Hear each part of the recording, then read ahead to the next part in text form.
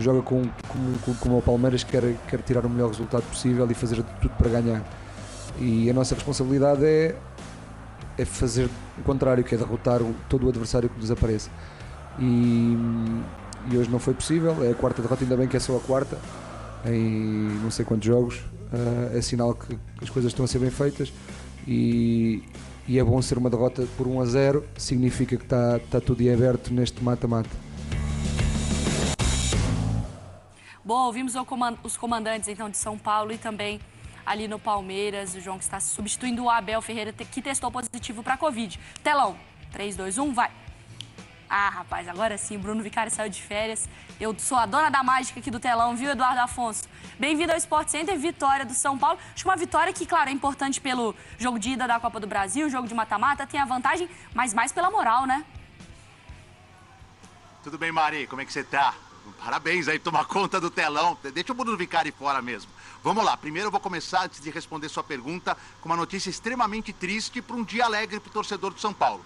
O Arboleda, que saiu ontem com o tornozelo esquerdo imobilizado, fez exame de imagem agora no final da manhã e saiu aquilo que todos já aguardavam, né? O resultado terrível. Não só para o São Paulo, mas principalmente para o Arboleda como carreira. Aos 30 anos, iria disputar sua primeira Copa do Mundo com a seleção do Equador. Além de lesão total ligamentar, fratura no tornozelo, vai passar por cirurgia hoje ainda, provavelmente o São Paulo está ajeitando os trâmites da cirurgia, hospital, médico, tudo mais. Deve ser ainda hoje. O São Paulo não trabalha com previsão, mas obviamente uma fratura de tornozelo inviabiliza. E o Rogério até sutilmente já tinha falado isso ontem na coletiva, a participação dele na temporada. E se inviabiliza a participação dele na temporada no São Paulo, o tira também da Copa do Mundo, sua primeira Copa do Mundo aos 30 anos. O Arboleda vivendo esse momento bem complicado. Essa é a notícia triste. A boa é a sua pergunta. Claro, o São Paulo saiu e o São Paulino com outro sentimento lá do estádio do Morumbi, quase 40 mil pessoas. Agora é esperar, são 5 partidas até o jogo da volta contra o Palmeiras. E não é um calendário fácil, não. Tem o Juventude domingo, que é o Lanterna, e aí sim talvez um jogo menos pegado pela situação do rival, mas o São Paulo vem cansado, não deve colocar os mesmos atletas em campo que jogaram as duas contra o Palmeiras. Rogério disse que por enquanto ninguém está barrado, só precisa se preocupar com o substituto do Arboleda, que deve ser o Miranda, mas a sequência depois é complicada. Viagem ao Chile pela Sul-Americana contra a Universidade Católica, Atlético Goianiense em Goiânia, volta do jogo do Chile contra a Universidade e Atlético Mineiro em Belo Horizonte. Aí sim vem o jogo do dia 14 contra o Palmeiras, com essa vantagem mínima, é verdade, mas uma vantagem que deixa o São Paulo numa situação, digamos assim, se não confortável, menos ruim do que aquela de segunda-feira, quando tomou a virada no Campeonato Brasileiro por 2-1. Além disso tudo, o São Paulo vai ter um gasto maior nessa janela. Se a diretoria pensava num jogador de lado, o Marcos Guilherme já está, falta só assinar, e estava tentando um outro jogador de lado, talvez com um custo mais baixo, e um volante para o lugar do Luan, que só volta também no ano que vem. Essa lesão do Arboleda deve provocar uma corrida atrás de um zagueiro. Neste momento, o São Paulo tem Miranda, Léo, Diego Costa e 2 jovens da base, Beraldo e Luizão. É pouco para encarar a maratona de Copa do Brasil, Sul-Americana e Campeonato Brasileiro, onde o time pensa, na pior das hipóteses, em classificação para a Libertadores. Então a lesão do Arboleda, além de complicar a vida dele, faz com que o São Paulo pense em gastos maiores a partir da abertura da janela no dia 18 de julho. Resta saber de que forma que a diretoria vai trabalhar, com grandes nomes ou com nomes com orçamento contido dentro da realidade financeira do clube, viu, Mari? Valeu, Edu, pela informação e a gente deseja, claro, uma rápida recuperação e também a cabeça boa também para o Arboleda nesse momento muito difícil. Nicolete, informações do lado do Palmeiras agora. Bem-vindo ao Sport Center. Oi, Mari, boa tarde para você, boa tarde ao fã de esportes. Palmeiras que perdeu a invencibilidade aí na temporada, 19 jogos, mas agora começa a se preparar para o confronto contra o Avaí em Florianópolis no domingo.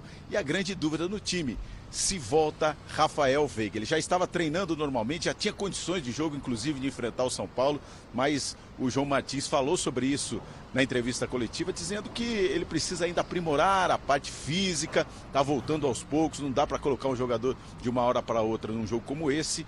Então fica a dúvida aí se ele vai jogar alguns minutos contra o Avaí, para depois ficar inteiro para a partida da Libertadores que começa na próxima semana, jogo no Paraguai contra o Cerro Porteño. Também a questão se o Palmeiras vai ou não com a equipe principal, vai poupar alguns jogadores. O Palmeiras que está numa sequência aí de 6 jogos consecutivos com essa equipe principal, mexendo só algumas peças, alguns jogadores que estão machucados. Então fica a dúvida aí se o técnico Abel Ferreira vai poupar alguns jogadores nessa partida contra o Avaí, pensando nesse jogo contra o Cerro Porteño.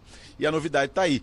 O Abel Ferreira, que testou positivo para o Covid-19, ficou fora dos 2 clássicos contra o São Paulo, pelo Campeonato Brasileiro e também pela Copa do Brasil, volta ao time, volta a comandar o Palmeiras do banco de reservas. A gente viu aqui o Rafael Veiga saindo do CT, do centro de treinamento da academia de futebol, e um torcedor deu um presente para o Rafael Veiga. Chega aqui o torcedor, o que você deu para o Rafael Veiga? A gente viu aqui, você até conversou um pouquinho com ele, tirou foto com o Rafael Veiga, ele foi muito simpático. Como é que foi esse momento? Foi um momento muito bom, né? Eu dei um quadro para ele com uma foto dele, dei uma caneca personalizada e tudo mais. Você veio aqui só para encontrar o Veiga, então? Foi. Ele é ídolo demais, né? Do time todo, mas ele especial demais, né? Tá numa grande fase, falou que ia jogar, você não perguntou para ele. Vai jogar? Devia ter perguntado, né? Mas acho que vai, espero. Vamos torcer aí e foco. Verdade. Obrigado, Thiago, né, seu nome? Isso. Valeu, Thiago. Valeu, tchau. O Thiago deveria ter perguntado se o Rafael Veiga vai ou não pro jogo. Então fica essa dúvida, Mari. Será que ele estará em campo pelo menos alguns minutos contra o Avaí no final de semana, para depois, na semana que vem, estar inteiro para a partida de Libertadores? Essa é a grande questão. O Thiago ficou devendo. O Thiago, que ia ser contratado aqui como nosso repórter apurador, já está cancelado, então, a contratação dele, porque falhou na primeira missão.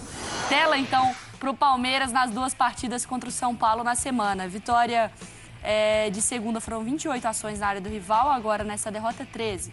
Ações no ataque, todos os quesitos que estão em vermelho é que ele foi melhor, né? Foi muito melhor na vitória de segunda do que na derrota agora. 23 chutes, 7 certos, agora 6 chutes, nenhum certo, grande chance, 7-1, escanteio 7-1 também.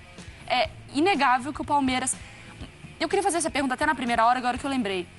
O Palmeiras, do primeiro jogo, ele obrigou o São Paulo a não jogar tão bem. Ele foi crescendo na partida e foi assustando o São Paulo. O São Paulo assustou o Palmeiras e por isso o Palmeiras não jogou tão bem? Ou o Palmeiras que entrou meio off, assim, na partida? Há perguntas que não têm resposta no futebol, né? Mesmo que você converse com cada um dos 22 jogadores em campo, né, não dá para definir o que passa na cabeça de todos eles, é o esporte coletivo. O fato é que o Palmeiras não conseguiu repetir a atuação. Porque você pode tentar encontrar explicações a partir, de repente, do que o técnico orientou os jogadores. Porque aí sim há uma cabeça que determina. Mas eu acho que tem duas questões. O fato do São Paulo ter entrado muito mordido no jogo, muito mordido. Entendendo a necessidade de dar uma resposta a ele próprio, São Paulo, a eles próprios jogadores e a sua torcida. E isso fez com que o São Paulo tivesse muita imposição física, especialmente no primeiro tempo. Mas que diminuísse essa imposição no segundo, coisa que tinha acontecido na segunda-feira, quando o Palmeiras cresceu. E ontem o Palmeiras não cresceu. Então, na minha cabeça, a única explicação que eu consegui imaginar foi o que eu falei aqui. É uma competição diferente. Falei na primeira hora, uma competição que, segunda-feira, aquele jogo ali não ia voltar atrás. Os pontos daquele jogo estavam ali e iam morrer ali. O jogo de ontem, não. É um jogo que serve como o primeiro tempo de uma decisão que vai acontecer no Allianz. Então, você não precisa se desgastar até o último minuto para virar um resultado que você sabe que pode virar em casa. Agora, eu queria falar sobre uma fala do Rogério Ceni na coletiva, Léo. Vou tentar botar aqui o que eu interpretei, o que eu gostaria de opinar. O Rogério, ele fala muito sobre como ele conhece o clube, como ele é questionado, mas como lá dentro ninguém vai entregar o amor e como ele conhece cada pessoa. Acho que isso é inegável. Sem dúvida. Mas eu acho que o Rogério tem que entender também que é um momento diferente. Ele é técnico, ele não é o Rogério jogador. O Rogério técnico vai ser cobrado. E a gente sabe que com as melhores intenções possíveis o Rogério vai tentar acertar e vai errar, porque isso é natural. Mas o Rogério vai ter que entender que não vai ter como sempre o pessoal falar, não, Rogério, a gente sabe que você está tentando. Vai ter hora que vai ter crítica. É que eu acho que assim, o técnico, o que pode incomodar é saber que o plano de jogo inicial não mudou muito da segunda para a quinta. Tanto que os primeiros tempos são parecidos. O Palmeiras foi muito diferente, sim. O São Paulo entrou nos jogos para executar mais ou menos a mesma estratégia e até com os mesmos nomes, né? Mas às vezes termina bem, às vezes termina mal. Às vezes a mudança você faz pensando uma coisa e acontece outra. E aí a mudança bate na sua cara, porque como você fez as mudanças e perdeu, é necessariamente porque as mudanças foram erradas. E eu não concordo com isso. Acho que às vezes as mudanças têm lógica e você não controla o resultado, né? A única coisa que você não controla no futebol é o resultado. Como seu time vai jogar, você controla. Como você vai executar a estratégia, você controla. Agora, placarzinho, aqueles numerozinhos ali que definem, isso aí é difícil você controlar. Então, eu entendo que quando ele fala assim, eu não sei nem por que eu vim aqui, é difícil explicar. Quando ele fala na segunda-feira, eu sei que ele vai voltar para casa e vai tentar entender. Porque o papel dele é tentar entender e ver o que pode ser diferente. Como agora, se eu sou ele, agora não porque é outro jogo, mas mais perto do jogo da volta, pegar o final do Paulista, o jogo do Allianz, e rever inteirinho. E mostrar para o time, olha, gente, isso aqui, se fizer de novo, vai ser igual. Vai ter que ser diferente. Então, o trabalho, cara, o técnico lida com o resultado, né? E não é exato. Então, é isso. A gente sabe que não é por ele ser o Rogério Ceni que ele vai lidar menos com o resultado. É isso, a gente sabe de como ele é importante para a estrutura de São Paulo, como ele fala da piscina, do não sei o que tá certo, do DM, do departamento que não tá funcionando, como ele tem essa preocupação, mas a cobrança vai vir. Tomaram uma virada do rival. Mas eu acho que ele tá preparado para isso. Sim. Mas é que porque às ele fala vezes assim, eu fui feito para apanhar. Para apanhar, para sofrer. Essa é a frase dele, eu fui feito para apanhar. E eu concordo que ele seja a pessoa mais indicada para dirigir o São Paulo hoje.